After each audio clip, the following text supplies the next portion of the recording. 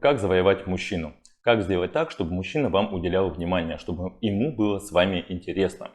Если вам этот парень, мужчина нравится, и вы хотите с ним отношения, вы хотите с ним дружить, да просто любые отношения, может вы хотите за него замуж выйти, все что угодно.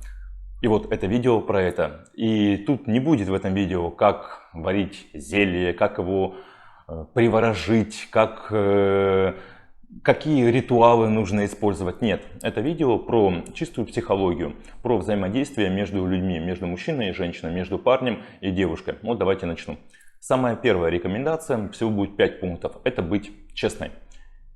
Любой фальшь, любое вранье, оно считывается. И как бы мы не старались скрыть, как бы мы не старались завуалировать, лучше уж быть честным, говорить все как есть.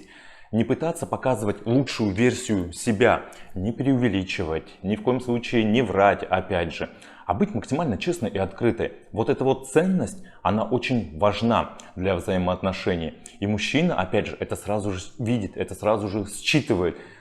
И он гораздо больше будет вам проявлять внимание и интерес. Вторая рекомендация. Красота. Красота естественная.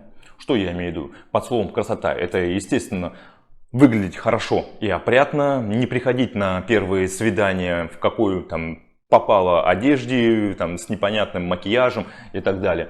Но стараться все-таки не накладывать на себя 2 килограмма косметики и стараться, опять же, не показывать и каким-либо стереотипам и своим кумирам не соответствовать, а быть натуральной, быть естественной, быть открытой.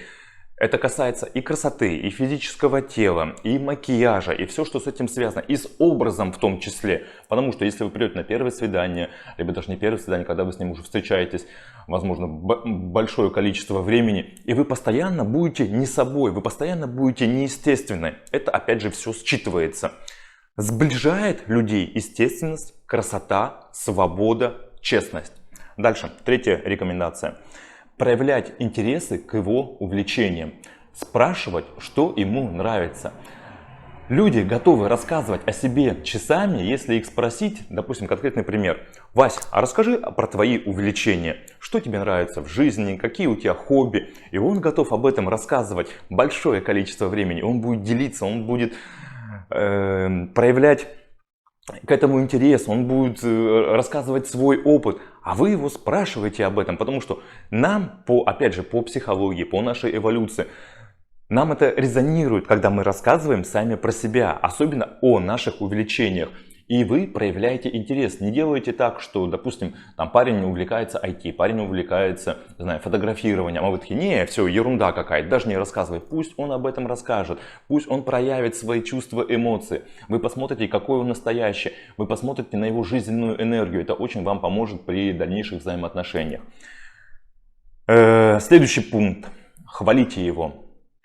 Да, не всех мужчин можно и нужно хвалить в разных, опять же, ситуациях, но при нормальных отношениях делайте акцент на его сильных сторонах. Хвалите его за те действия, которые он делает здесь сейчас, за его юмор, за его одежду, за его внешний вид, за то, какой он по жизни, за его увлечение. То есть не пытайтесь его подкалывать, не акцентируйте моменты на каких-то минусах, а именно наоборот, на плюсах, и именно хвалите его. Это очень сильно притягивает, это очень сильно выражает эмпатию именно к вам. Дальше следующее. Общие интересы. Попытайтесь найти с мужчиной либо на первом свидании, либо опять же вы уже давно с ним встречаетесь. Общие интересы, точки соприкосновения, что вас будет объединять. Это у каждого есть. У каждого из нас есть какие-то хобби, увлечения, да все что угодно. Там, ему нравятся собаки или кошки, какие фильмы ему нравятся, где ему нравится гулять. И вы ему задавайте вопросы, он вам задает вопросы, и вы находите общие точки соприкосновения, общие рекомендации, общие какие-то дела, которые вам в кайф будет делать вместе. Это очень сильно сближает. Дальше. Мужчинам нравится самостоятельность и независимость. И показывайте это. Не впадайте в роль ребенка. Либо наоборот, не впадайте в роль той женщины, у которой стальные яйца. Соблюдайте баланс. Вот самостоятельность и независимость, она очень хорошо считывается. И вот будьте такой женщиной, будьте такой девушкой, ведите себя так. Пусть все ваше внутреннее и внешнее поведение на это намекает. Можно даже открыто про это говорить. Это нормально, это привлекает, это создает интригу. И самый последний пункт – это, естественно, сексуальность и женственность. Тут не мне вас учить, как проявлять сексуальность и женственность.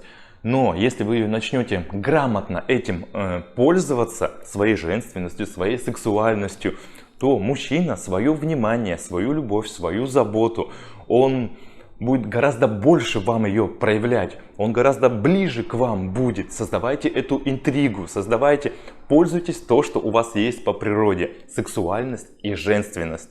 Я думаю, вы понимаете, о чем я говорю. Если я что-то пропустил, то напишите в комментариях. С вами был Сергей Витищенко, сексолог, психолог. Всего доброго, до свидания.